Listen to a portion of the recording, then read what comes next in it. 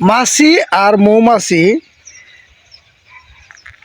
আকাশের দিকে উপরে উঠতেছে। এমতো অবস্থা মৌমাছি করে কি নিচের দিকে চায়া দেখে যে নিচে সে ময়লা আর ময়লা, সেখানে তার খাবার কোনো কিছুই খুঁজে পাচ্ছে না।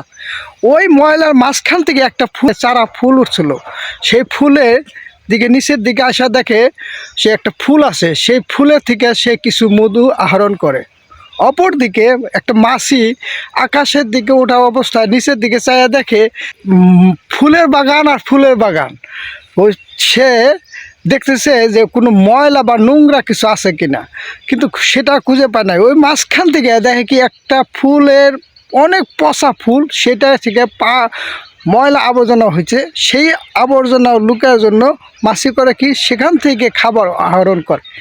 তো আমার কথা হলো যে মাছি সে ফুলের বাগানের থেকে সে ময়লা জিনিসটা আহরণ করছে, আর ডাস্টবিনের থেকে একটা ফুলের সেখান থেকে মধু আহরণ করছে একটা মৌমাছি। তো জাতটা হইলো মেন, যার যেটা জাত সেই দিকে তার লক্ষ্য থাকে বেশি।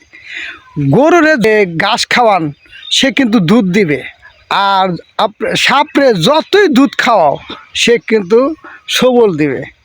তো জাতটার দিকে আপনারা লক্ষ্য রাখবেন। ধন্যবাদ সবাইকে। আসসালামু আলাইকুম।